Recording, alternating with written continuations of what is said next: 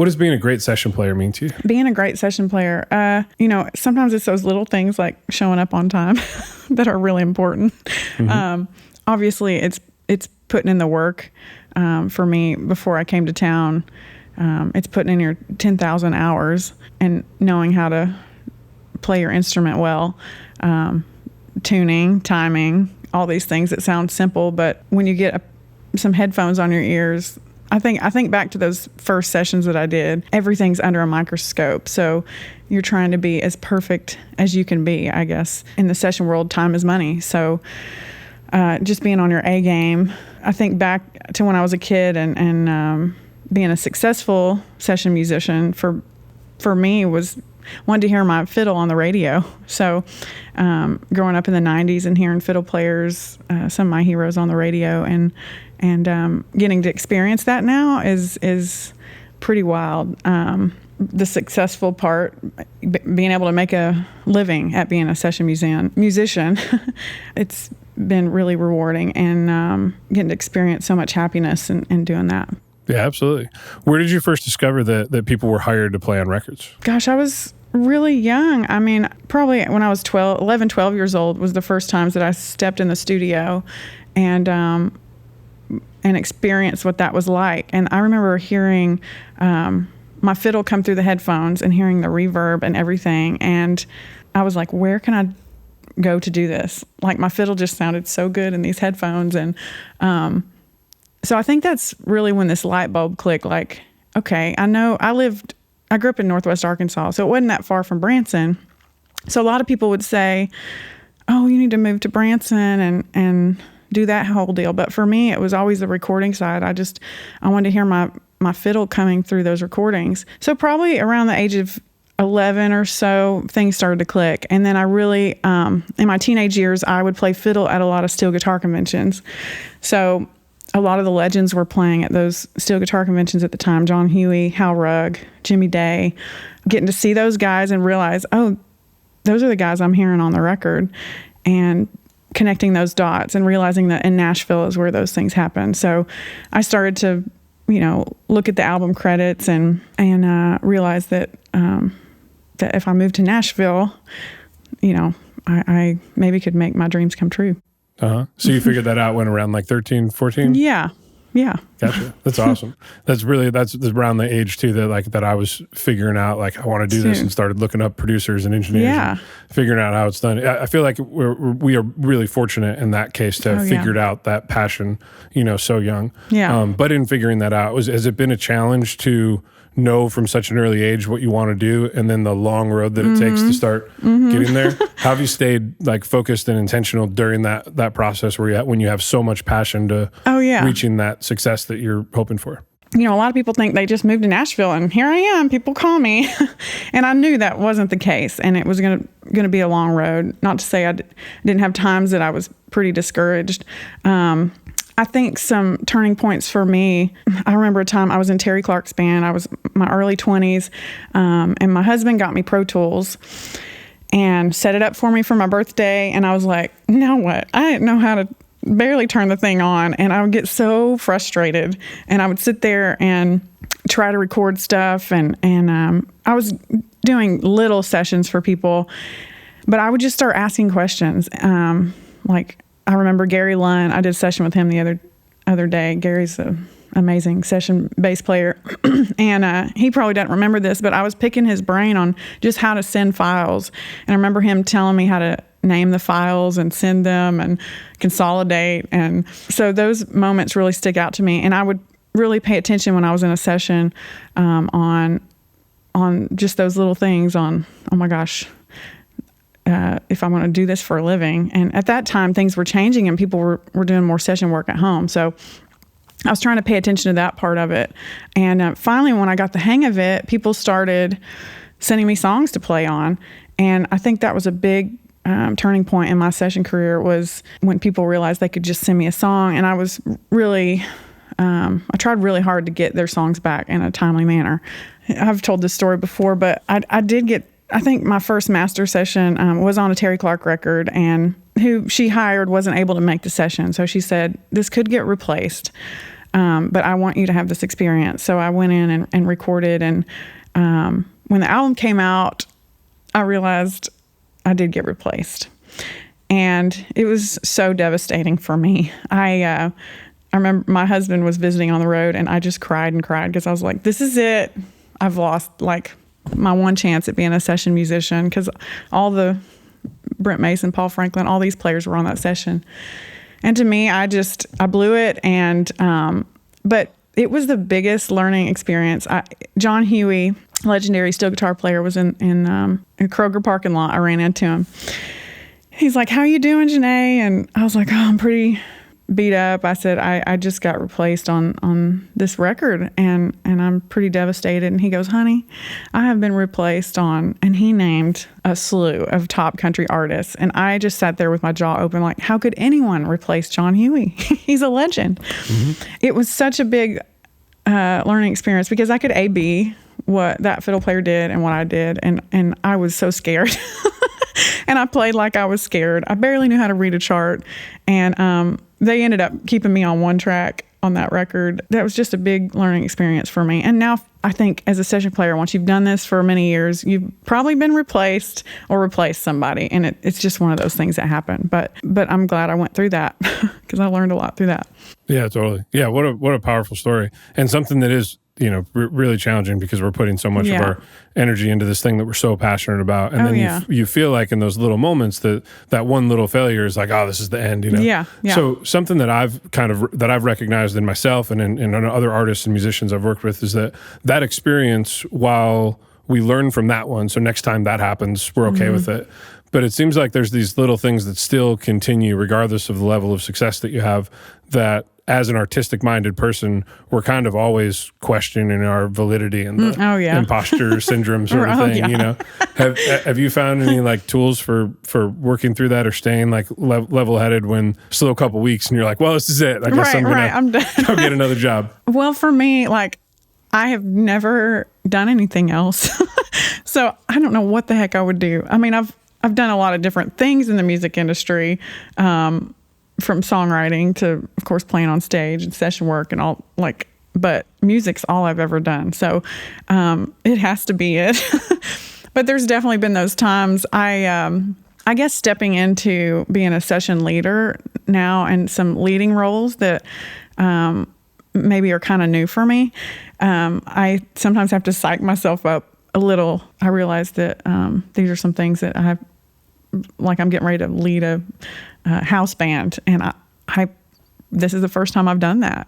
And so sometimes what I've told myself over the years is like, I might not know much, but I do know music. So it might seem kind of corny, but sometimes I do have to tell myself that.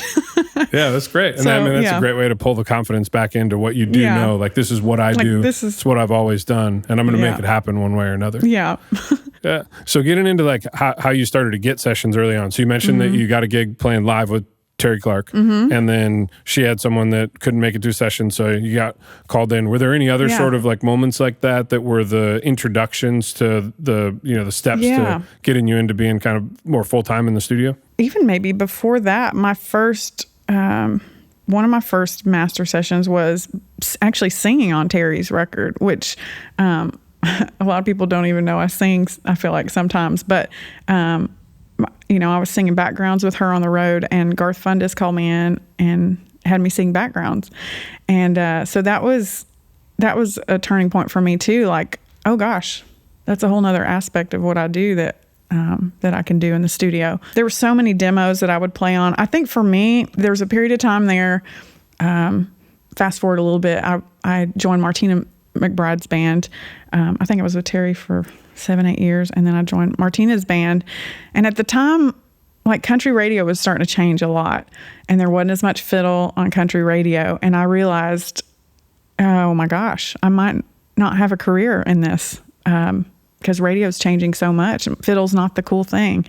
And I realized, I guess my creative brain, I always have to do something to keep my creative brain going. And I really dove into songwriting.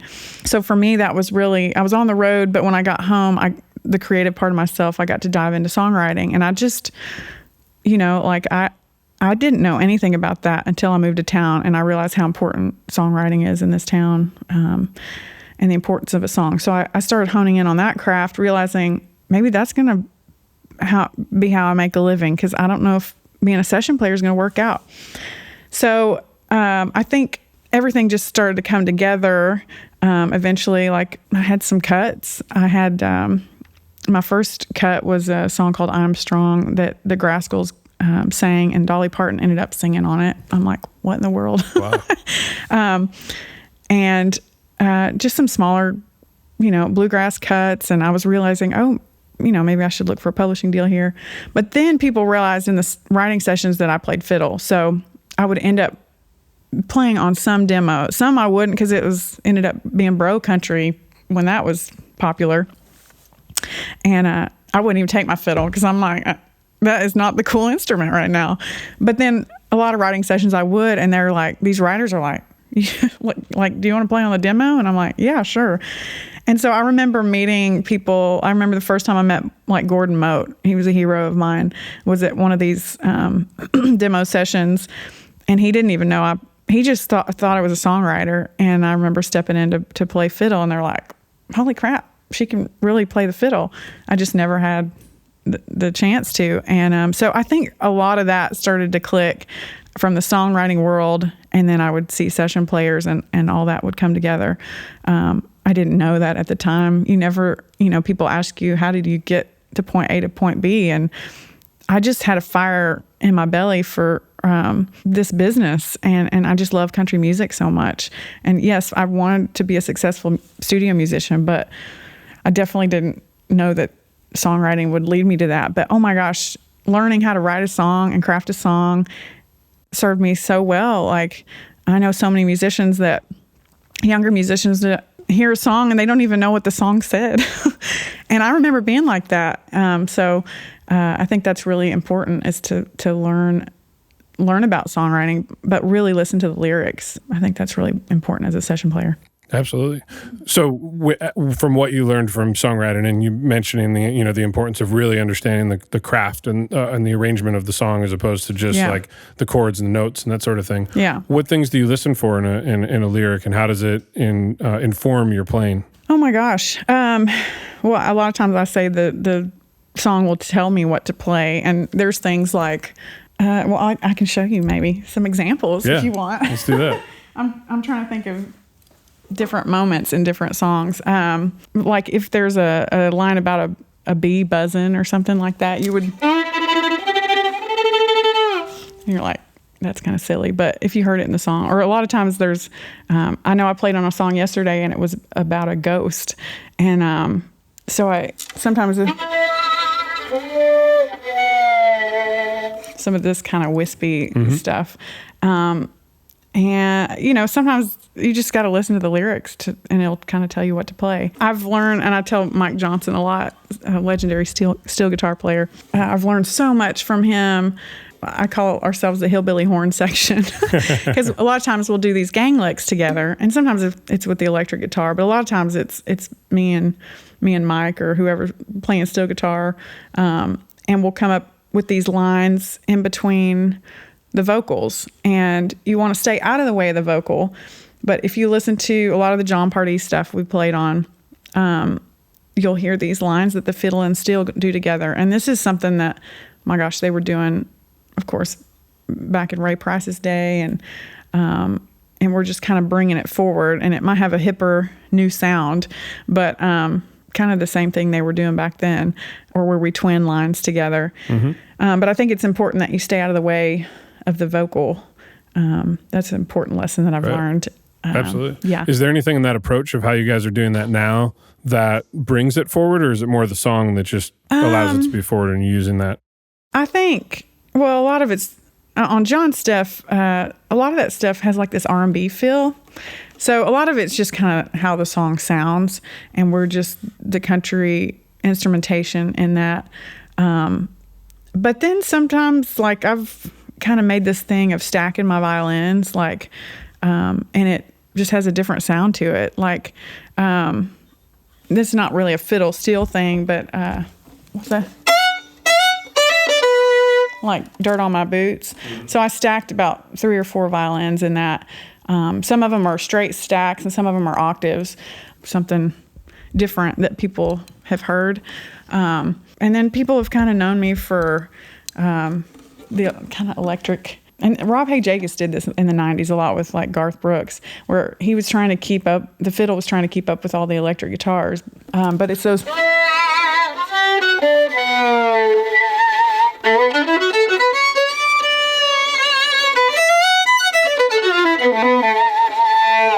kind of that kind of thing. Mm-hmm. And then that was fun to explore, especially when I was in Steven Tyler's world for a few years.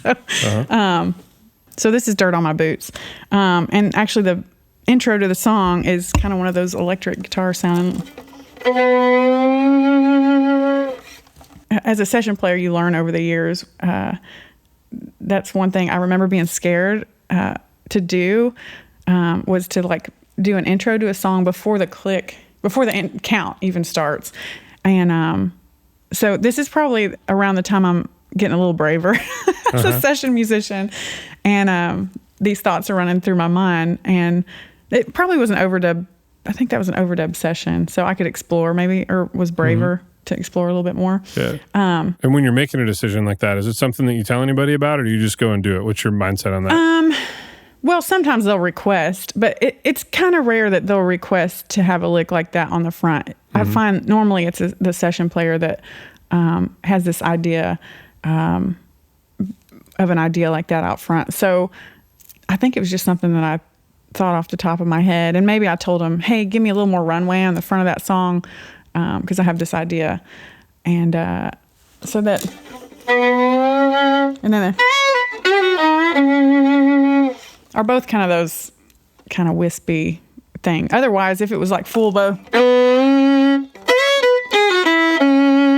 it just doesn't sound quite right for the song. Mm-hmm. And then the big solo section in that, remember Rob McNally, man, he's such a beast.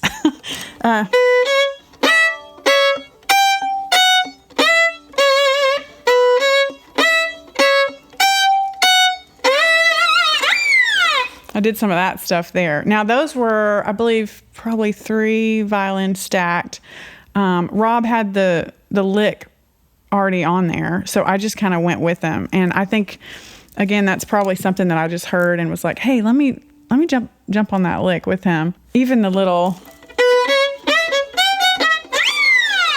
is, kind of probably a guitar thing. So when you're stacking a part like that, you're doing it in like the main part, and then you're doing octaves, and then you typically do like a harmony thing, or is the octave thing more the way to?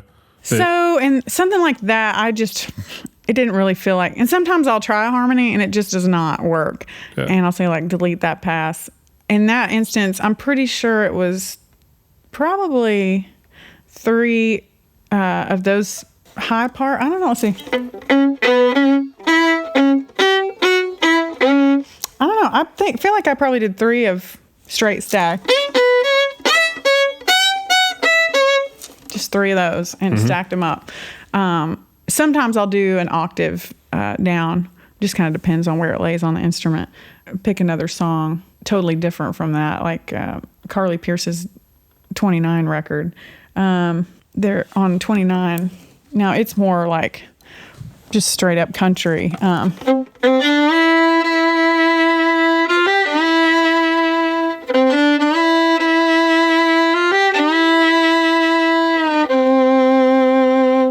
And in that instance, I ended up twinning it, and I think maybe I did triple fiddles on that song, and just kind of making it really lush and layering it. And I think growing up, hearing my heroes play on so many different styles of music, that was always my dream, was to be able to play fiddle on anything. Like, I thought it's wild to me that now I've played with Steven Tyler and people like that. Like, I've actually done that.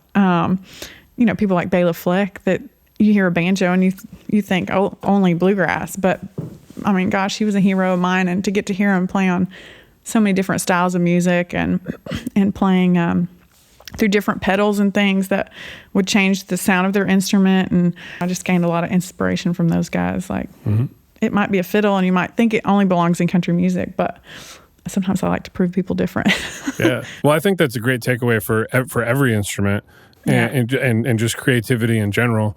And a great way to be able to find various ways and like diversity for how you can serve different types of producers and artists and, and writers and stuff, as long as you have the passion for it. If you're interested in that creative exploration, to maybe think about how could I use whatever instrument you're playing or this tool that you have for your instrument in a way that's maybe a little bit different that could bridge a gap between, a genre or create some kind of like, new sound. And I think that it can be maybe, so tell me in the early stages of things, like you mentioned that you'd be a little hesitant to step out in front of the downbeat, to play something.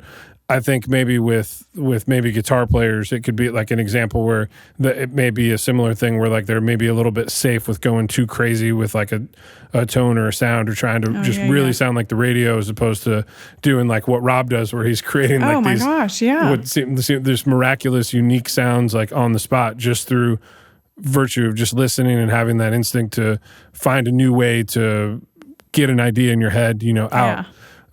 What do you think if there were anything you could think about that would help someone prepare themselves or kind of get open to that way of thinking, to be thinking outside of the box around things? Yeah. I think for me, it was as a kid listening to records, kind of getting outside of the fiddle world and getting inside a guitar player's head or the steel guitar player's head or just like... and then figuring out how to play that stuff on this instrument. So I think I started, figuring out guitar riffs on the fiddle. And I'm just taking I keep going back to Steven Tyler, but we would do like 80% Aerosmith songs when I was in the band. And so I would learn those Joe Perry licks on the fiddle. And I mean, there's probably not a ton of fiddle players out there doing that. And I learned so much just learning those different licks. So I think maybe getting outside of whatever instrument you're playing and maybe try learning a guitar player's lick or maybe how it lays on a steel guitar or something like that. When you're learning parts like that come from a different instrument, what is it expanding in your creativity or skills? Is it like you wouldn't necessarily like do a position that way, or you'd be using like the bow in a different way would be less traditional or something? Or I think, what do you pull away from a lot of times, oh man, and I hear guitar players saying like, if I play them a fiddle lick or come up with a lick on a session, they're like, well, they don't lay the same on a guitar or whatever, but you just figure it out as you go. And I think just being a session player in general, like we do this a lot anyhow, but I find it might be so easy on a guitar, but man, it don't lay on this the same, but you just figure it out and it kind of expands your horizons and get to things differently on your instrument that maybe you wouldn't have thought of. In the writer's room, a lot of times you would come up with a hook. I think of a lot of times writing with Phil O'Donnell, such a brilliant writer. And, he plays guitar incredibly. And he comes up with these cool little riffs. And they're, they probably lay better on a guitar, but I'll figure them out on the fiddle. And just... I don't know. It's kind of like ear candy stuff too. Some of those little tidbits might help. So in expanding like the way that you would maybe get from position to position or move across a scale in in a different way, it could maybe open up some more melodic opportunities when you're trying to be creative with coming up with a part. Yeah, most definitely. Gotcha. That's awesome. So how did the Steven Tyler thing come together? Well, he was recording a record in Nashville with... some of my friends. Rebecca Lynn Howard was kind of my connection to that. And they needed a fiddle player on Piece of My Heart. And they called me in to come play fiddle. And when I showed up at the session, I didn't know Steven would be there or whatever. But yeah, Steven was there and we had the best time. And after the session, I remember leaving and at the time I was touring with Blake Shelton. And, we only did about 40 shows a year. So I thought, gosh, if Steven had anything come up that he would need a fiddle player, I'll just throw that out to him. So as I was leaving, I was like, hey, Steven, if you ever need a fiddle player, give me a shout. It might work out. Thinking, there's no way he's going to need a fiddle player. Well, Probably the next week I was taking a nap, and I remember I get this phone call, and I answered it, and it was Steven. Hey, Jenee. Hey, we're planning this tour, and I was thinking it'd be awesome if you could come out to New York City and open the shows with us. And I was like, are you kidding me? Like, Steven's actually calling me. And so I looked at the schedule, and I was open. I'm like, heck yeah, let's go. So I did the rehearsals in Nashville for the Out on a Limb tour, and we went to New York City. We did the Today Show, Tonight shows. I'm trying to think of the theater we played in. We had this huge opening, and the band was Loving Mary, fantastic musicians in that band, and kind of headed by Marty Fredrickson, longtime friend and songwriter, with Steven and everything. And so here I am in the middle of rock world with my fiddle, thinking, God, this is just wild. So I was learning a lot of those Joe Perry licks and stuff. And Steven, my God, what a brilliant musician. So many times with artists that I've played with, and I find in country music, you just learn the songs just like they are on the record, and then you go play them. And a lot of times the artist won't even come to sound check. Well, Steven, he was there. Like, I would almost get offended if we rehearsed without him. That's how much he wanted to be there and a part of it. And it was such a creative thing. Like, it was just so, again, rewarding. I think I just love the creative part of the business, and the fact he was there and he was singing these lines to play. And so it was really incredible to work with him like that. I remember before we played Seth Meyer, there was this song, and it was like an F sharp, or it was in a horrible key on the violin. And however it was, I didn't need to tune it down. Like, I had to, like, a lot of times you'll tune it down, but it just didn't work in this particular song. And I'm talking 1 or 2 minutes before we went live, he sings this line to me that he wants me to play on the show. And I'm like, we're about to go live and we're in F sharp. And I'm thinking, oh my gosh, like, I have to nail this. And so he's like, do this at the end. And so it came to that time, and man, I went for it, because he was going to do a vocal thing around it, and we did it. So I remember being super nervous about that moment. But yeah, it was incredible. I learned so much during that time. I didn't grow up listening to Aerosmith. I know, don't hate me. But just to really do a deep dive into, oh my God, how brilliant that stuff is. And, like I said, dig into those Joe Perry lines. A lot of times I would learn a twin part to those. But anyway, it was a really amazing time.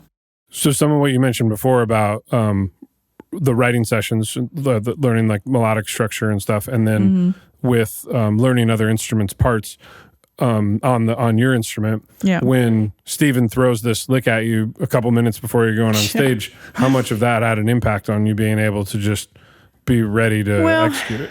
At that time, I had worked for years on The Voice, playing in the Voice house band, and pretty high pressure, and been thrown into some scenarios like that, where you don't rehearse a song very much, and then boom, you're on live TV in front of millions of people.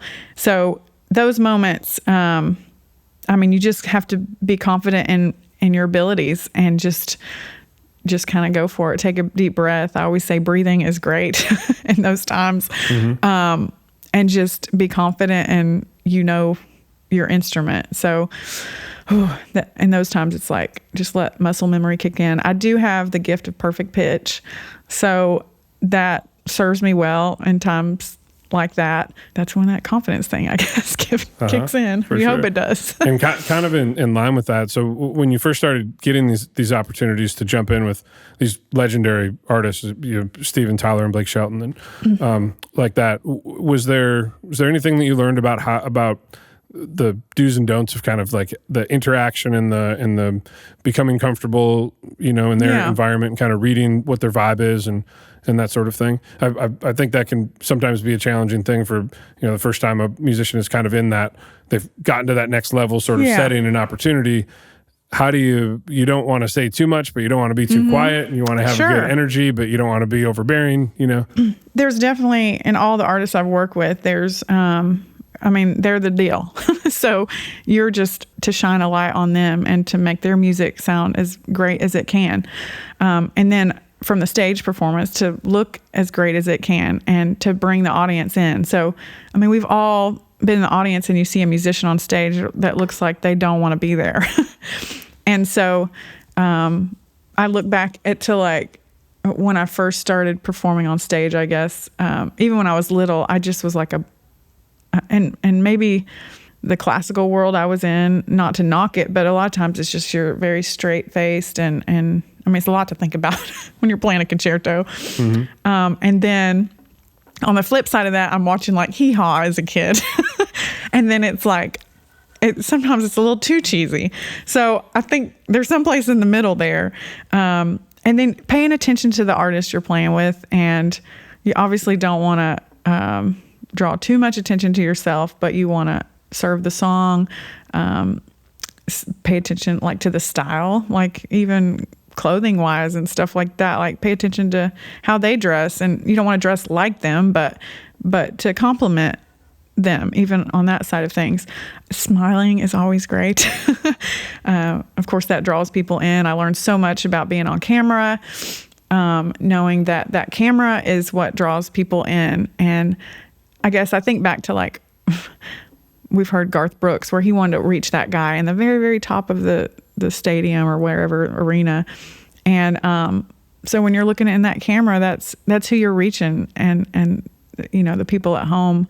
And it's kind of a scary place to be, because sometimes just the camera itself, when that red light comes on, it's a kind of a scary place to be. But you know, you just learn how to deal with it, I guess. That's that breathing part. But yeah, not bringing too much attention to yourself. But if you have a solo or something, have confidence, step up. I remember learning these things really young at those steel guitar conventions. There was a drummer friend of mine, and we would actually sit and listen steel guitar records. I remember like listening to Curly Chalker, a legendary steel guitar player, and my buddy Dwayne Carger, if he's listening, he would tell me, he's like, now you see now this was on a recording, but he would say, now see how like Curly would come in on a solo, like very confident. And then that translated to when I was on stage, like when you come in on a solo, like come in confident, like, because you just don't want to come in like sheepishly. So I learned that pretty early, that when you come in, by God, come in and own it. So part of that on stage is maybe stepping up into a solo if you have the freedom to do that. Mm-hmm. You know, it's your little moment to shine. And then stepping back. So I don't know. It's been a fun journey. I love to perform live too. There's some session players that just don't. And then there's some live players that don't like to do sessions. But I really do love to do both. Sometimes I say you have to give up a little of your session player perfection, I guess, mentality when you're playing live. For one thing, when you plug in a fiddle or any acoustic instrument, it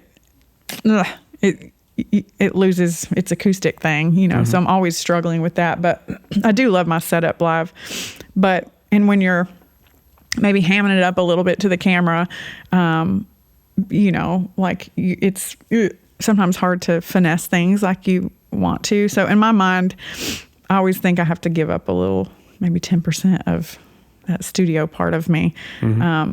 And I post a lot of videos on my Instagram of me in the studio, and some people are like, you look like you're mad or whatever. I'm like, no, I'm just concentrating a lot. And in the studio, it doesn't call for me, you know, hamming it up or whatever. But I love all aspects of that. Do you remember were there ever any moments for you where you had like sort of a breakthrough in confidence, or have you always felt just through your natural passion for it that you're just ready to take on the world? Oh no, there's definitely been breakthroughs, I guess.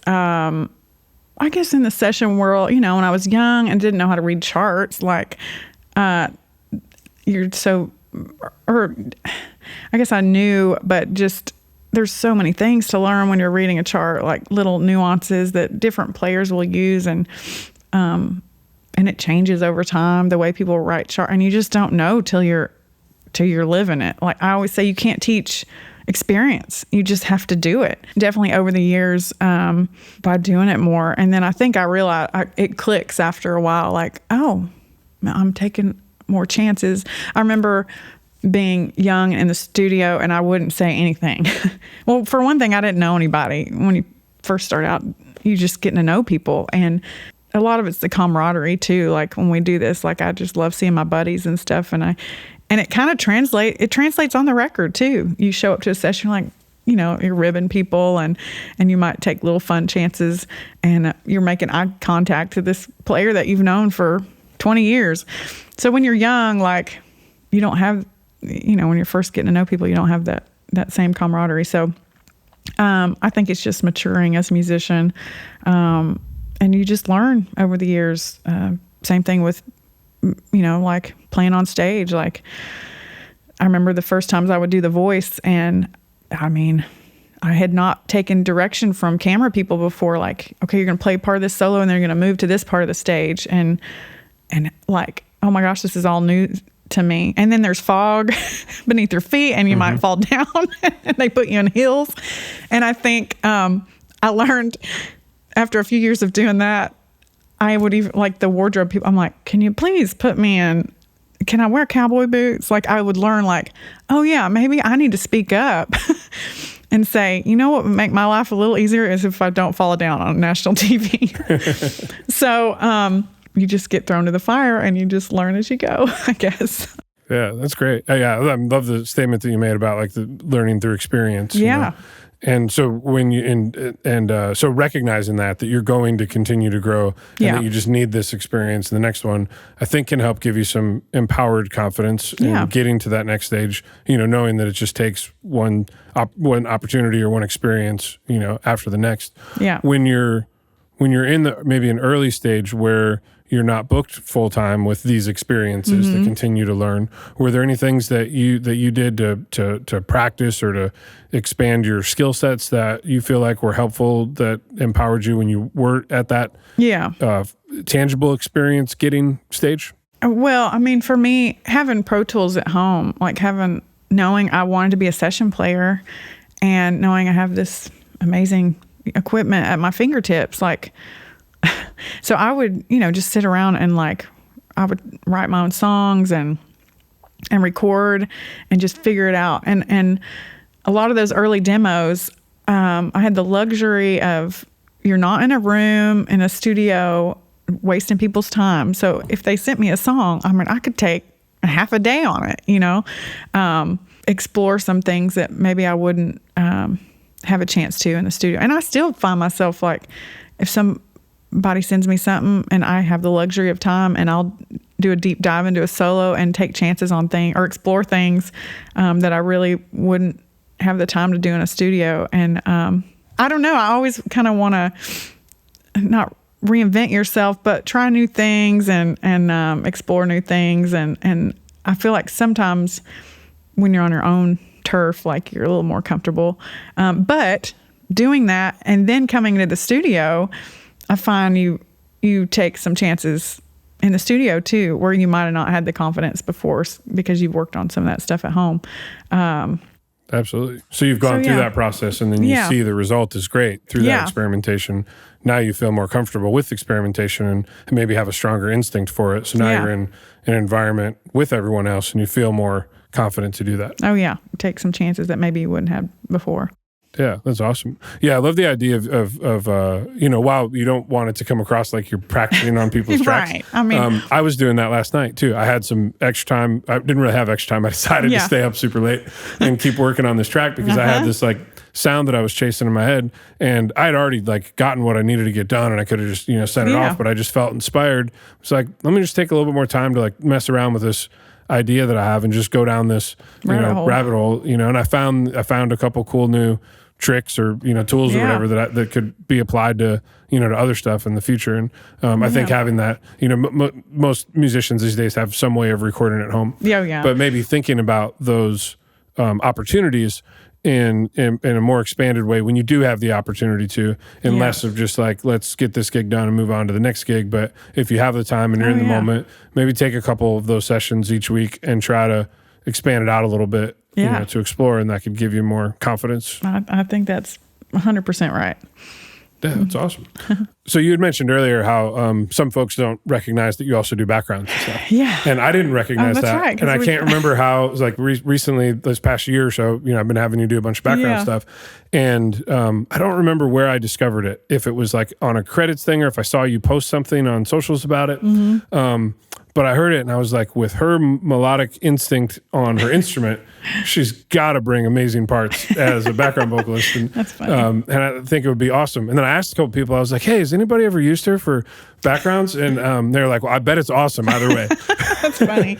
So I was like, let's do it. So that can be something that's something that's come up quite a bit, where musicians can maybe feel there's a challenge sometimes about figuring out like your specialty, but then also having these other things, and then figuring out how to incorporate these other talents that you have into things that people will start hiring you for. Because you don't want to push it on people where you're like, hey, I do this, and I know you hired me to do this, but hey, I could also do this and that. Yeah.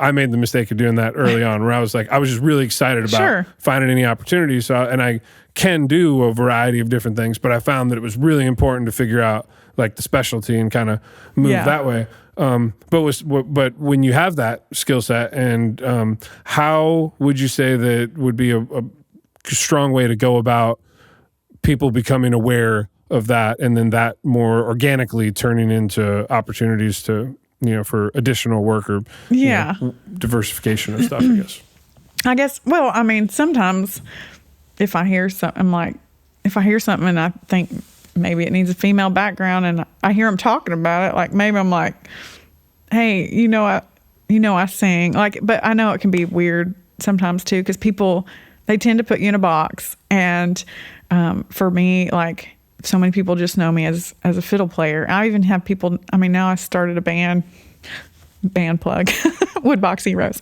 And I'm still finding so many people, like, there's songs on this record that I wrote and I'm singing, of course. And I bet I get one person a week that's like, I didn't know you sang. I didn't know you were a songwriter. So, like, just, sometimes you just have to put yourself out there and be like, or send, hey, here's an example of, if you're wanting to be a demo singer, like, people got to have an example of you singing. So, not being afraid to put yourself out there, but you don't want to be annoying with it, of course. And I'm talking about, like, kind of when I first maybe, like, even if you were first getting into session work, like, hey, here's an example of my work. Now, these days we have Instagram and TikTok and all this stuff. So it's kind of easy to put your stuff out there like that. I have some songwriter friends that are singing on their Instagram, and people are like, oh, I didn't know you wrote, and they're getting some reaction. So I don't think people get put out with all that stuff sometimes, but my God, we've all been scrolling through our phones and we're like, who is this person? Aren't there some like famous bands that's where they've found their talent, is on Instagram, TikTok, and all that. Not being afraid of hearing no. And that comes from, like, when I first started songwriting, people are so busy. When you get to this point, like, I'm just, thank you, Lord. Like, I'm to the point I'm so busy doing what I love. But there are some people that reach out to me and want to songwrite or whatever. And I remember when I was first songwriting, don't be afraid of the word no. And sometimes it's just because somebody's too busy. Like, they might really want to songwrite with you or whatever. But like, it's not necessary, just don't be afraid of it. Like, some things got to just kind of roll off your back. And then not being afraid to, like, ask for advice, maybe have people listen to your songs and being able to not get mad if somebody doesn't like a song. Like, can you critique this for me? Like, how could I do this better? I don't know. Those are a few things. So earlier you had mentioned something where you would ask someone for advice about, I think when you were starting to learn Pro Tools.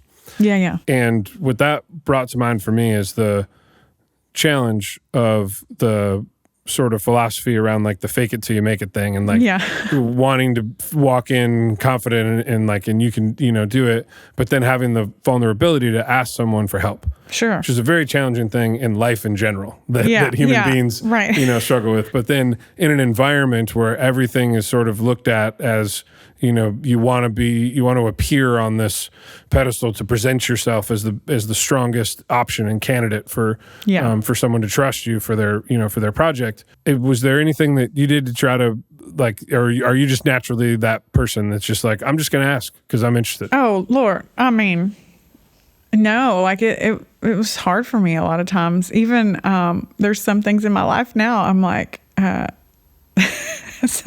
something just recently, and I heard the Lord going like, hey, ask and you might receive, or you will receive. And I did. And I think it blew me away. I was like, oh my gosh, this is actually happening. And it was a pretty big ask.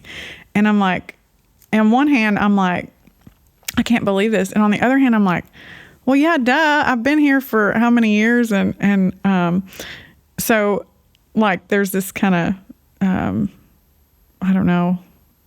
Sometimes I see myself as like 15-year-old me or 15 years ago me moving here. And then I realized, oh my gosh, I've experienced all these different things. And I don't know, like I've gained some respect in this business. So I don't know, just finding your footing sometimes is hard.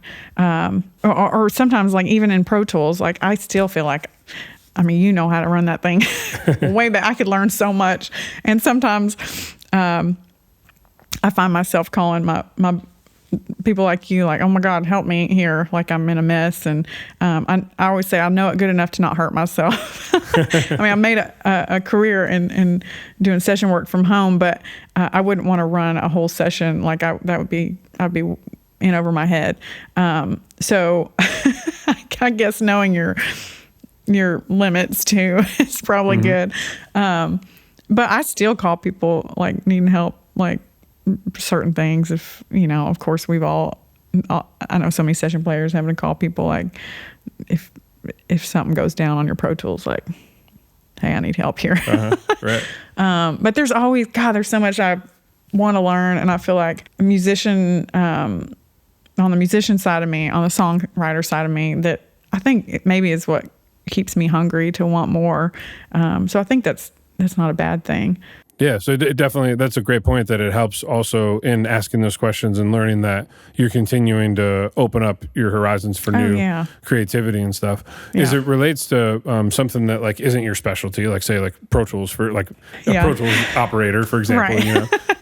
It can be more comfortable to maybe say, hey, ask the engineer for this sort of thing. Yeah. When it's something that is related like directly to more like your focused skill set, that can often be a challenge for creatives in general, regardless of like occupation, because of that idea that you don't want to appear as if you don't know. That sort of thing. But what have you found in the moments where you have asked colleagues or mentors or that sort of thing, or people that you would look up to that you want to impress, but you also are really, you feel like compelled to ask, a question to learn or whatever.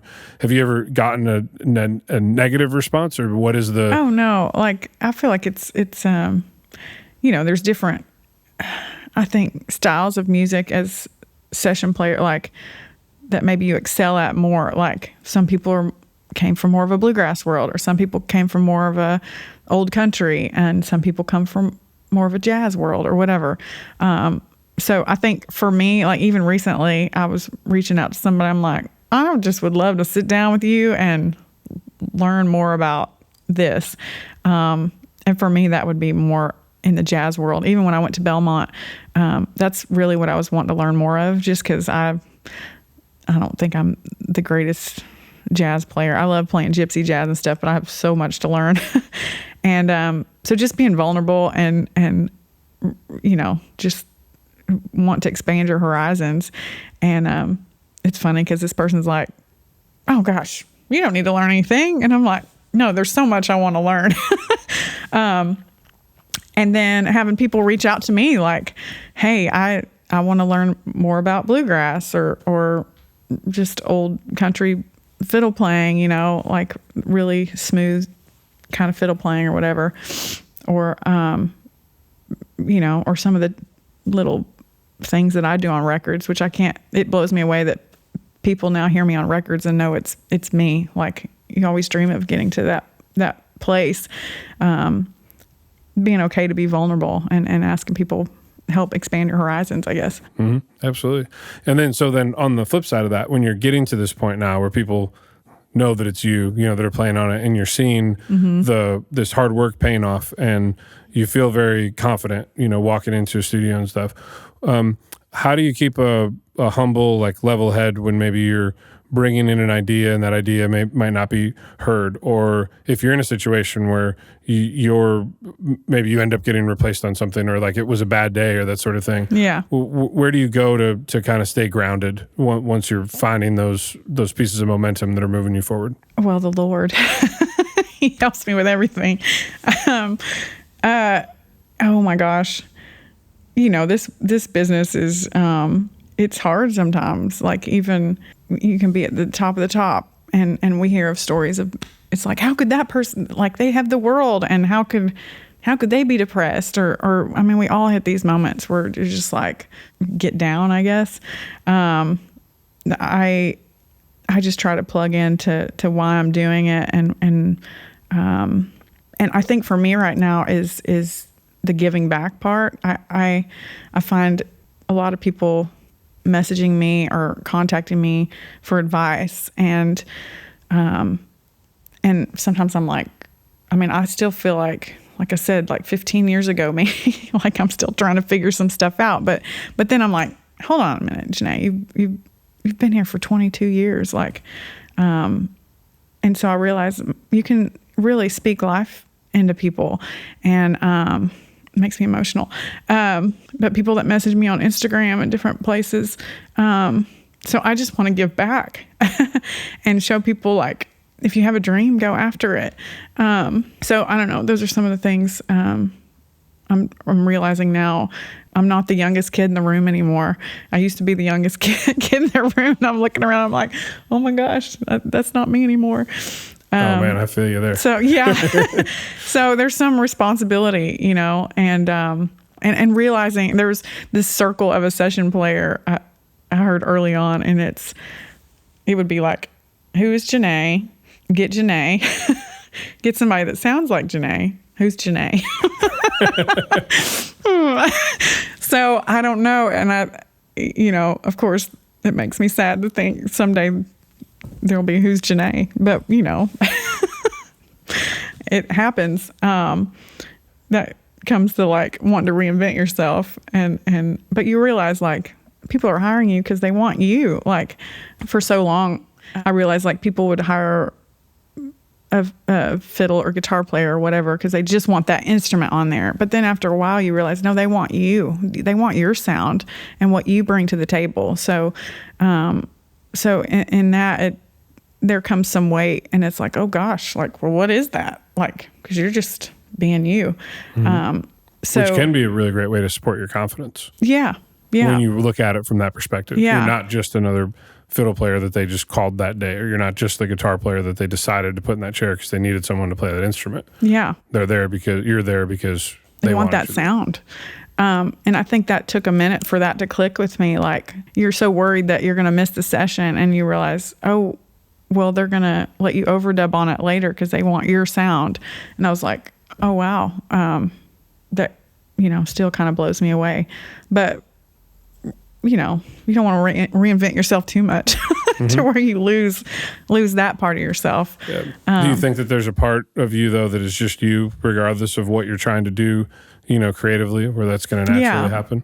Where do you think the longevity can extend to? It sounds like to me, from my perspective, what I'm hearing from how you're describing your openness for learning new things and continuing to grow as a creative and stuff. Yeah, that's what creates the longevity. You're still going to be you. Yeah. Every time you pick up your instrument, but expanding it and is a way to maybe arguably stay relevant. Sure. Oh yeah, definitely. You're going to grow as a session. I listened to stuff I did 10 years ago, and I'm like, oh, I would have done that differently. I guess you could do that at any point, but you're just growing as a musician. And then I look back to before I moved to Nashville. Oh my gosh, such a different player. But I mean, I guess you hope you grow into a better version of yourself, but exploring different things. But and I think we can all pick out like different players that it's fun to look back on their early playing, because maybe they played things not so safe or whatever. Like you're like, listen to them there. Like they were doing stuff that they don't do anymore or whatever. But I don't know. It's just kind of an exploration, I guess, of yeah. Well, something that comes to mind for me in that sort of like continuing to grow and expand was where you mentioned that recently you've been working with Jessie Frazier a bit, like songwriting-wise. Mm-hmm. So that's a really interesting thing. Yeah. Can you tell me at all about like that creative process and stuff? It's been incredible. And he's such a what I would call a forward thinker, like in the business. And so Jessie and he hit me up about us just collaborating and maybe doing which I had played on demos and stuff of his. And he really liked what I was doing, and I really liked what he was doing. And he's like, let's maybe collaborate and we'll do some like fiddle centric songs and pitch to artists. And so I'm like, this is something I've always wanted to do. So the fact he reached out to me, it was just it seemed like the perfect match. So we got together and it was incredible. Like we knocked out 4 or 5 songs in a day. Didn't know if it would work, if anybody would latch onto this stuff. And oh my gosh, we've done two of these rights. And I think there's been, I won't name all the names, but there's maybe only 1 or 2 songs that people haven't latched onto. And some of the biggest names in the industry, and it's really blown me away. Right. So we're kind of in the early stages of this, so I can't talk about all of it, but it is so rewarding for me, because I'm getting to like I feel like my strong suit in the writer's room has always been the musician side of me. I mean, melodies and everything. So I'm just getting to deep dive into that, and we'll just create the music bed. And there's some of the songs that I wanted to be in the room to write, because I felt really strong about the hook or whatever. So we've done some of that as well. So I don't know, it's opened up this whole new thing for me. And like I said, like the creative part of myself is just like, let's go, let's do this again. So yeah, that's something I'm really excited about, is exploring that with, different people and people like Jessie. Maybe sometimes people give him a hard time. Like, he's such a forward thinker, like musically and everything. But I think it's incredible. Like, and to mix, I don't really know what he grew up listening to, or and you might know better than I do. What's your more of like a DJ background? Yeah, and so it's different, like meshing the two things together. But like I said, like I love bring a fiddle into anything. Like, it's been really, really fun. There was a track that we wrote, and it is like, it's pretty like hip hop sounding, but he just played something on the keys, and it just like struck a chord with me and sent these melodies in my head. But I'm like picking it on a mandolin or fiddle and bringing it back into the country world. So I love it. I just love the whole process of all of that. Mm-hmm. Yeah. So I thought that example could be really great in kind of showing how to continue to grow and expand as an artist, as trends change, as if you're playing an instrument that is still very relevant within the genre, but not as maybe forward focused as it would have been in like the 90s, for example. Yeah. And then you're finding new and unique ways to reinvent the instrument in the way that it's used, and finding collaborators that will support and help that grow. Yeah. I think there's so much to be learned from just that general philosophy of not letting the times changing or the career growing or trends moving in a different way to allow yourself to think, well, this isn't relevant anymore. Yeah. What's relevant is your creativity and your artistic talent. Absolutely. And there's always going to be a place for that if you find the right circle and the right, folks to be around, or you create that opportunity for you. Yeah. Which sounds like a lot of what you're doing with your new band, which I would love to hear more about. Yeah. The inspiration behind kind of diving into that venture. Yeah. How did that all get started? Oh my gosh.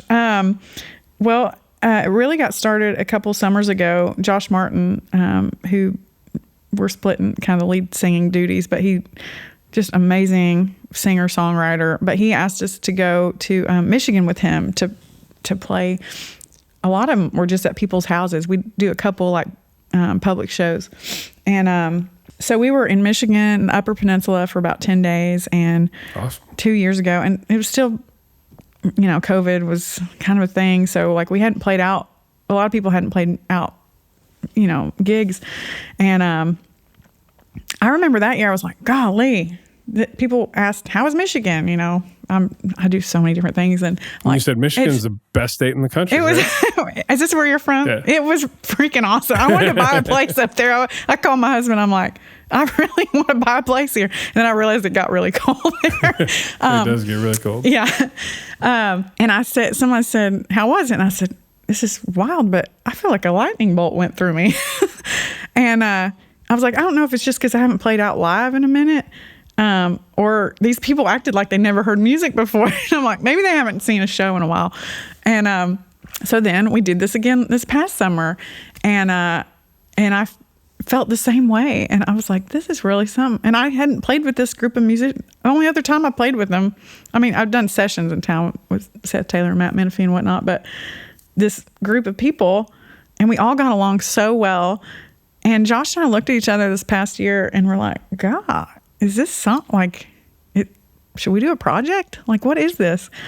And I don't think Josh realized that I sang and was a songwriter as much as I was. And because at the time, my gosh, I was so busy touring and just playing fiddle on records. So we got home and we started passing songs back and forth to each other. And I was like, oh my gosh, like we have this well of songs that, and then Barry Bells is in the band. Barry has been in Alison Krauss's band since the beginning, and he's like all of our heroes. And Barry actually had Song of the Year with Chris Stapleton, Nobody to Blame, a few years back, and great songwriter as well. Seth Taylor, like, he just played on the Zach Bryan stuff. In our band, he's playing mandolin, but a lot of people know him as a guitar player. And Matt Menifee, who's out with Mumford & Son. Like, my God, what an all-star cast of musicians. Yeah. I've always dreamed of doing something like this. And I felt God saying, this is it. And so we really leaned into it. So, yeah, we're really making the big push. Hopefully doing a lot more shows next year. Our schedules are insane, but we're just really wanting to do this thing. So, we actually just, probably by the time this is out, we actually just found out that we're making our Grand Ole Opry debut in a couple months. Nice. Congrats. So I'm really excited about that. And it's fun hearing people's feedback with the music. Actually, I was talking to a friend last night. He's like, now what is this? He goes, I know it's like, is it straight bluegrass? Or they can't really put their finger on it, which I think's good. I think we come from so many different backgrounds. But at the core, I think, hopefully it's great songwriting. I know it's great songwriting. I'm just saying hopefully because it's some of my own babies are in there. It's awesome because we're all just, it's self-produced. There's so much freedom in this. It's on the record will come out in the fall. We have our EP out right now. And there's there's this one song that I got to explore, and Josh told me, he's like, he goes, that sounds like freedom to me. It's like this intro thing. So throwing that out there for when that record comes out. Little Easter egg for people to find. Yeah. But it's just been such a joy. I've been journaling a lot through this process, and it's only taken 2 like full studio days to record the project. Like, everybody's just been on top of their game, and I think I put in those journaling. Those are the best days I've had in the studio ever. It's just not that I don't have, it's just so much, because it's my songwriting, my singing, the fiddle playing, and dear friends of mine. Just, it's been incredible. That's amazing. So it's brought so much joy to my life. Something that I did not, I'd always dreamed of, and to see it come into fruition, it's just, God's blowing me away. Yeah. And it sounds like it really like naturally and organically came that way. It didn't sound like the story where like you woke up one day and you're like, I'm going to start a band. No. Yeah, it just kind of happened, which is really great. Now that you're in the place that you're in now, looking back on it, what sort of things do you think you could pull away from like how it has supported your creativity and your renewed like, passion for it, and how you mentioned how exciting these sessions are? What positive impact has that had on your session career and performance career and stuff? It's it's got me really excited about diving into songwriting again. I'm actually signing a deal with Warner Chappell, so I'm really excited to dive back into that, not just for our own stuff, but just in general. Like I feel like that's a piece of me that I kind of let go for a minute. I mean, I am so busy doing fiddle sessions, like sometimes hard to juggle it all, but it is definitely a part that I'm excited to do a deep dive again in. And the singing part of myself, like I just feel like it's all these things that I've worked so hard at, and they've all come together. So that makes me really excited. Golly, even exploring writing instrumentals with these guys, like we haven't even begun to. We wrote one instrumental for this record, but we haven't even begun to to dive into all that stuff. So I'm like, oh my gosh, there's so much we could do.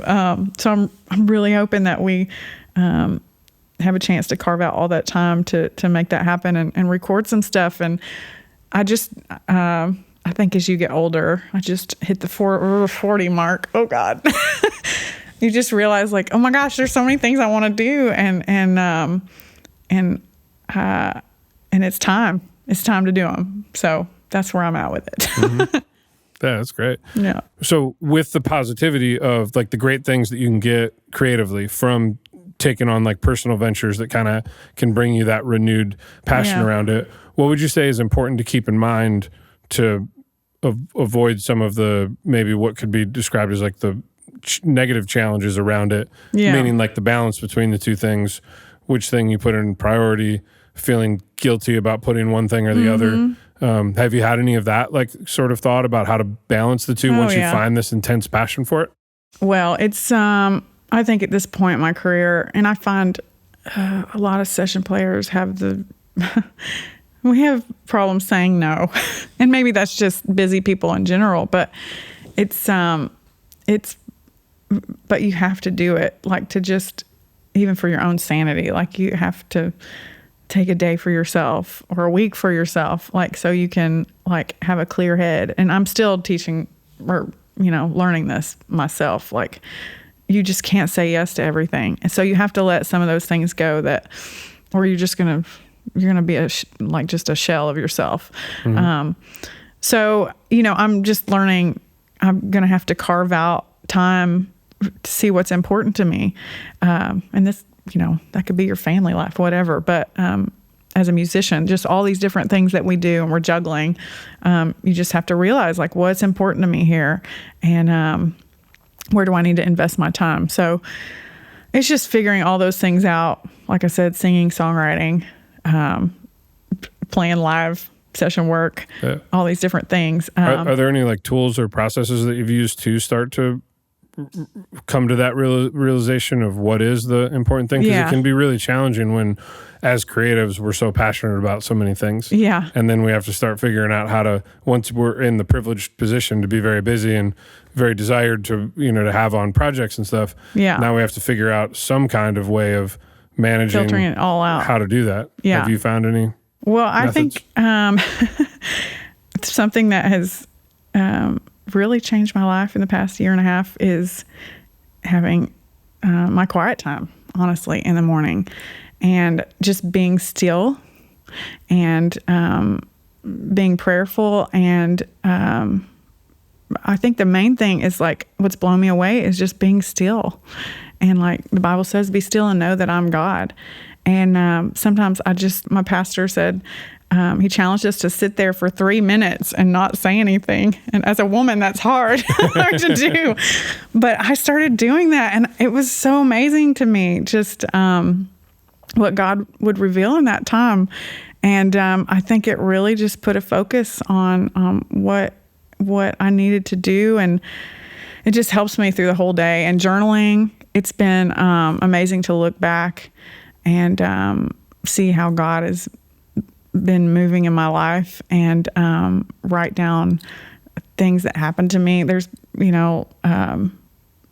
things that, I don't know, people might think it's synchronicity or whatever, but it's like, oh my gosh, like God is really working out this path for me, and it blows me away. So I used to be a big journaler, but I really have dove into my journaling lately. And so I don't know, just... So is the journaling like a daily practice for you? Yeah, it has been. Sometimes I miss a day or two, but... Okay. And then is it something that is more like useful in the moment of doing it, or are you someone that goes back and kind of reviews it? No, I go back. Yeah. And it was really wild because my first day of journaling was the first day that this band went in to record, our first record. And I remember saying, like, this was the most exciting recording day ever. It's just bringing me so much joy. And then I would journal the songs and what they mean to me. And then, it could be anything. I go on so many fun trips. So it's fun to look back and things that you end up forgetting. Yeah, and all these journeys that I get to go on and these artists I get to play with. And so, yeah, it's definitely fun to look back and the Bible verses that God speaks to me that day, and to look back and like I said, see how he's laid out this path before me. It's really blowing me away. But I think just that stillness in the morning has become really important, because when my feet hit the ground, it is go time to sessions and phone calls and leading bands or whatever. So yeah, it's really hopefully screwed my head on straight, a little straighter. Yeah. Those are amazing practices. Yeah. With kind of in that line, as far as like scheduling goes, probably one of the bigger challenges that yes. Musicians face, and for a number of reasons. There's once you're fortunate enough to be at a point where you are very busy, then there's just a lot going on all the time. Yeah. There's also just the world of the industry where things are often changing unexpectedly and and quickly, and then there's the really challenging thing of the already being booked and then getting the call for something and then having to make a decision, between things. Are there any lessons you've learned in the process of figuring out how to manage your schedule and keep all of your collaborators happy and supported, and also keep yourself balanced? That's one of the hardest things I feel like right now for me. Is juggling all the things. And, oh man. But recently I asked for help, and I'm asking you shall receive, and I have someone helping me. Thank you, Lord. And it's been so great. Like, it's just relieved some stress, like just, if it's invoicing or whatever, those things. And I know a lot of session players, I know their spouses do it for them or whatever. My husband doesn't want that gig. So anyway, so I've just been navigating that. But it is hard. It's and like I said, learning to say no. That's probably one of the harder things. Yeah. What sort of things have you asked for help with or gotten help with that has helped out? The invoicing part. Gotcha. And just I feel like it's, because when you're done with the session, you're running to the next one. So I've got somebody that's helping me with that aspect of it, and it's helped so much. And then, like sometimes people forget to pay. And so then you have to go back and go through your books and all that and have to track money down. It's just part of it. So just having a little bit of that weight off my shoulders has helped immensely. Because for me, I just want to sing and play and be the creative, be the space cadet that I thrive in. So like bookkeeping and bills and like, what is that? Just give me all the turquoise, all that fun clothes and whatever. So anything that's like bookkeeping, but that is very important. I have learned to do this part, which is, I remember in the beginning, my husband, he we sat down and I learned how to do QuickBooks. And this is a part that, if you are a space cadet, it is very important. You learn how all that works. I mean, and doing your invoicing and all that part of it, like to be a good business person and to know where your money's going and all these things. Like, it's very important. So yeah, thankfully I'm married to somebody that, that is, not a creative, I guess. So we balance each other out very well. Yeah, it's definitely a lot of things to manage, and as you mentioned, not necessarily the most exciting thing. No, but for me, understand that finding a system for it, I think, is what's really helpful. With your scheduling, do you have any specific like system for keeping track of things? Do you write it down? Do you have it in? Well, I have a couple. Like I said, QuickBooks. Plug to QuickBooks. They're not paying me anything. They'll get a discount. That's helped a lot. And then I just have my own silly little, not silly, but certain notes in my phone. And I was talking to a session player, and he was telling everyone has their own little methods. The session guys was saying he won't throw away a chart until it's been paid for. So I thought, well, that's a good one. Maybe I should throw away 500 charts that are laying in my studio space. I don't know why I don't throw them away, but there's 500 charts there. So earlier you talked about your passion for mentorship and giving back, which is something that I'm equally passionate about, and really why we're sitting here right now. I wasn't super fortunate to have one specific mentor that kind of that I expected that I could maybe have to take me through my path in the in the industry. Yeah. And I've met a lot of musicians that have had trouble finding their own. And now that there are all these opportunities and other aspects of production and the business and stuff where you have mentors, I didn't see that for musicians, which is why we wanted to create this, and That's awesome. Why we're sitting here and seeing your passion for it. If there was something that you could mentor yourself on when you got started, or something that you feel like is something that you commonly are sharing with the folks that are coming up now, or people that are in a experienced stage that are just kind of looking to get to the next stage, or having a challenge. Are there any principles that you come to mind that you could leave us with that would kind of put the stamp on your passion for kind of giving back and sharing your experience to help empower other people to be successful? Yeah, I think back. I think there were times that I was just afraid to ask for help, or afraid to ask someone to go to coffee or just pick their brain. And so I would say, don't be afraid to reach out to maybe your heroes in the industry. I have had so many people reach out to me on Instagram or whatever, and I try my best to meet them for coffee or whatever, or talk to them about what they're struggling with in the industry, or just lend my ear.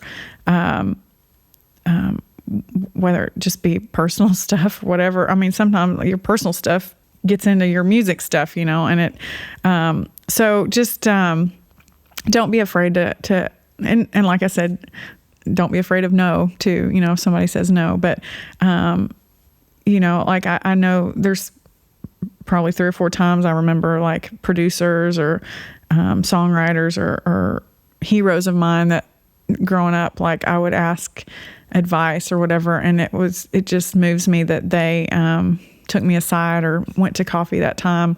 And I would hate to think that I was, and there were times that I was scared to even ask, but I'm so grateful that they took those times and to really take those words to heart, and realize that they are trying to help steer you maybe in the right direction, and to be self-reflective and realize, and maybe sometimes there's some pieces of advice I'm like, they were wrong about. I remember somebody saying, why would you want to be an artist?